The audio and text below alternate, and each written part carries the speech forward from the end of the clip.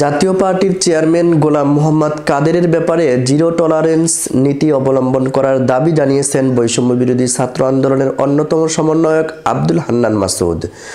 শনিবার নিজের verified Facebook আইডিতে দেওয়া এক পোস্টে এ দাবি জানান তিনি।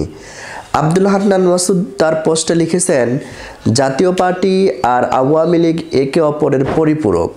জিএম কাদেরের ব্যাপারে জিরো টলারেন্স নীতি অবশ্যই অবলম্বন করতে হবে। দালালদের ব্যাপারে সাবধান। এর আগে জিএম কাদের ও জাতীয় পার্টির উদ্দেশ্যে কড়া বার্তা দিয়েছেন বৈষম্য বিরোধী ছাত্র আন্দোলনের আহ্বায়ক হাসনাত আব্দুল্লাহ। জাতীয় পার্টিকে জাতীয় বেঈমান আখ্যা দিয়ে তিনি বলেছেন, তারা বলেছে আওয়ামী লীগ ও জাতীয় পার্টি নাকি দেশের 50% মানুষের প্রতিনিধিত্ব করে। 24 পরবর্তী বাংলাদেশে দাঁড়িয়ে তারা এত বড় কথা বলার দুঃসাহস পায় কিভাবে? স্পষ্ট ভাষায় বলে দিতে চাই, 5 আগস্টের পর আওয়ামী লীগ এবং তাদের দোসররা বাংলাদেশে প্রাসঙ্গিক না।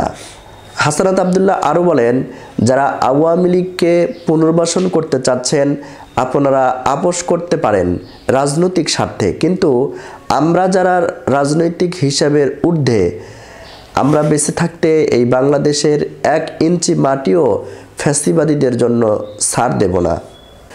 প্রসঙ্গত, শনিবার একটি অনুষ্ঠানে রাজনৈতিক দলগুলোর সঙ্গে অন্তর্বর্তীকালীন সরকারের সংলাপ প্রক্রিয়ার আওয়ামী লীগ ও জাতীয় পার্টিকে বাদ দেওয়ার অভিযোগ করেছেন জাপা চেয়ারম্যান জিএম কাদের।